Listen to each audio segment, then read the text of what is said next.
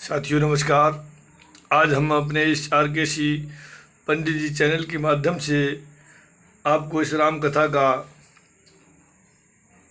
प्रसारण आप लोगों के पास भेज रहा हूं। अतः साथियों हमारे इस चैनल को सब्सक्राइब कर लाइक एवं शेयर अवश्य करें। सुन नृप विधि जतन जग माही, औ कष्ट साध्य पुण्य होय कि नाही। अहि एक अति सुगम उपाय, तहाँ परंतु एक कठिनाई। तपस्वी ने कहा, हे राजन सुनो, संसार में उपाय तो बहुत है पर वे कष्ट साध्य हैं, बड़ी कठिनता से बनने में आते हैं और इस पर भी सिद्ध हो या न हो उनकी सफलता निश्चित नहीं है। हाँ, एक उपाय बहुत सहज है परंतु उसमें भी एक कठिनता है। मम आधीन जुगत न पसोई, अमोर जाव तप नगर न होई। आज लगे अरो जबते भयो, काहू के ग्रह ग्राम न गयहु। हे राजन, यह युक्त तो मेरे हाथ है पर मेरा जाना तुम्हारे नगर में हो नहीं सकता। जब से पैदा हुआ है तब से आज तक मैं किसी के घर अथवा गांव नहीं गया हूँ। जो न जाऊं तब हो अकाजू, बना आए असमंजस आजू। सुन महिष बोले ओ मृदुवानी, नाथ निगम वस नीति बखानी। परंतु यदि नहीं जाता हूं तो तुम्हारा काम बिगड़ता है। आज ये बड़ा असमंजस आ पड़ा है। यह सुनकर राजा कोमल वाणी से बोला, हे नाथ, वेदों में ऐसी नीति कही है कि बड़े स्नेह लघुन कर करही, गिर निज सिर सदात न धरही। जलधि अगाध मौल बह फेनु, संतत धरन धरत सिर रेनु। बड़े लोग छोटों पर स्नेह करते ही हैं। पर्वत अपने सिरों पर सदा तड़घास को धाड़ किए रहते हैं। अगाध समुद्र अपने मस्तक पर फेन को धाड़ करता है और धरती अपने सिर पर सदा धूल को धाड़ किए रहती है। अस कहे गए नरेश पद, स्वामी हो कृपाल। मोहि लागे दुख सही प्रभु, सज्जन दीन दयाल। ऐसा कहकर राजा ने मुनि के चरण पकड़ लिए और कहा, हे स्वामी कृपा कीजिए, आप संत दीन दयाल हो तो हे प्रभु मेरे लिए इतना कष्ट अवश्य सहिए। जानि निरपहि आपनि आधीना, भोला तापस कपट प्रवीणा।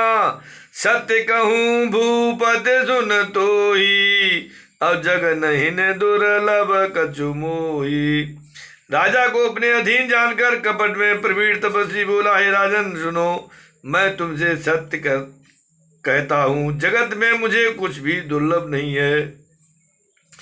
अवश्य काज मैं करी हूँ तोरा, मन तन बचन भगत तय मोरा। जोग जुगत तब मंत्र प्रभाव, फल तब जब करिय दुराऊ। मैं तुम्हारा काम अवश्य करूंगा क्योंकि तुम मन वाणी और शरीर तीनों से मेरे भक्त हो। पर योग युक्त तप मंत्र का प्रभाव तभी फलीभूत होता है जब वे छिपा कर किए जाते हैं। जो नरेश मैं करऊं रसोई, तुम परिसहो मोहि जान न कोई। अन्न सो जोई जोई भोजन करही, सोई सोई तब आयुष अनुसरही। हे नृपत, मैं यदि रसोई बनाऊं और तुम उसे परोसो और मुझे कोई जानने न पाए तो उस अन्न को जो जो खाएगा सो तुम्हारा आज्ञाकारी बन जाएगा।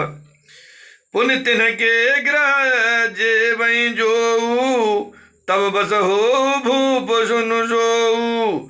जायु पाए रचो न भयेहु, संबद भरे संकल्प करेहु। यही नहीं, उन भोजन करने वालों के घर भी जो कोई भोजन करेगा, हे राजन सुनो, वो भी तुम्हारे अधीन हो जाएगा। हे राजन, जाकर यही उपाय करो और वर्ष भर भोजन कराने का संकल्प कर लेना। नित नूतन ध्वज सहित सत बरयो सहित परिवार, मैं तुम्हारे संकल्प लगे दिन कर बीज बुनार।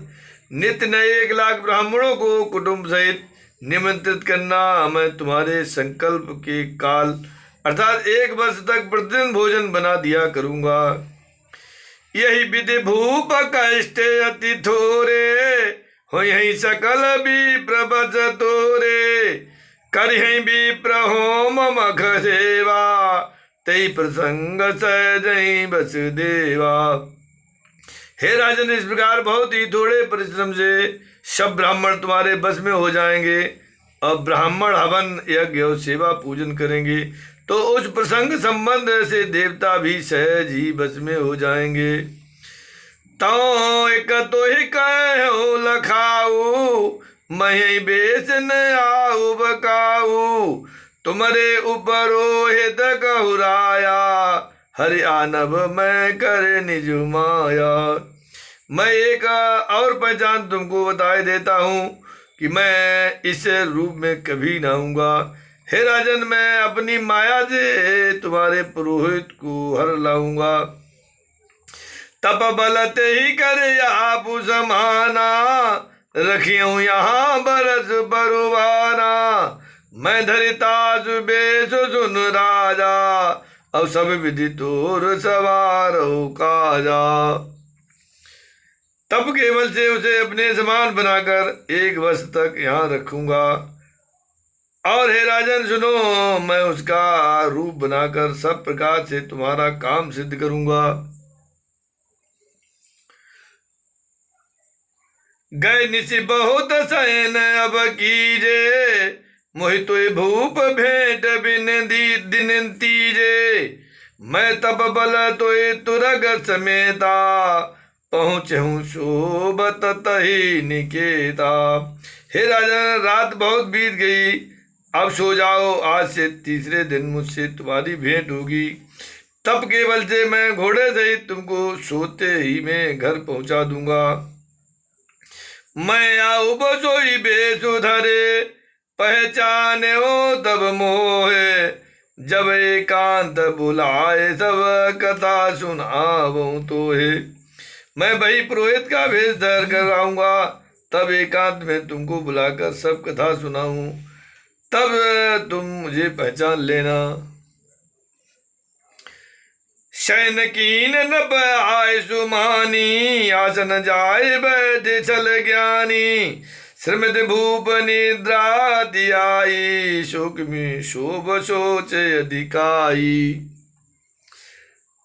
राजा ने आज्ञा मानकर शयन किया। वो कपट ज्ञानी आसन पर जा बैठा। राजा थका था, उसे खूब गहरी नींद आ गई है, पर वो कपटी कैसे सोता, उसे तो बहुत चिंता हो रही थी।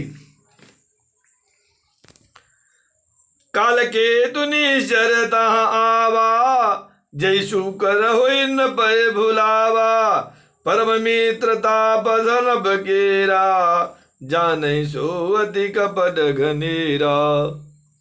उसी समय वहां काल के राक्षस आया। उसने सुअर बनाकर राजा को भटकाया था। वो तपस्वी राजा का बड़ा मित्र था और खूब छल प्रपंच जानता था।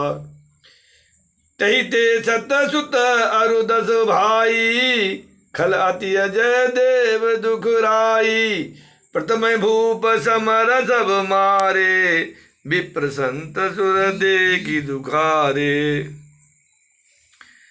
उनके 100 पुत्र और 10 भाई थे, जो बड़े ही दुष्ट, किसी से न जीते जाने वाले और देवताओं को दुख देने वाले थे। ब्राह्मणों, संतों, देवताओं को दुखी देखकर राजा ने उन सबको पहले ही युद्ध में मार डाला था। तही खल पाचिल बयरु सम्हारा, तापस नभ मिले मंत्र विचारा। जय रिपु 6 सोई रजनी उपायो, भाभी बस न जाने कचुराऊ। उस दुष्ट ने पिछला बैर याद करके तपस्वी राजा से मिलकर सलाह विचारी, षड्यंत्र किया और जिस प्रकार शत्रु का नाश हो उसी का वही उपाय रचा। भाभी बस राजा प्रतापवान कुछ भी न समझ सका। रिपु तेजसी अकेल पे लघु कर गनियन ताहो, अजहू देत दुख रबे ससे सिर अवशेष राहो। तेजस्वी शत्रु अकेला भी हो तो भी उसे छोटा नहीं समझना चाहिए। जिसका सिर मात्र बचा था वो राहु आज तक सूर्य चंद्रमा को दुख देता है। सियापति रामचंद्र की जय, पवन सुत हनुमान की जय, बोलो भाई सब संतन की जय, उमापति महादेव की जय।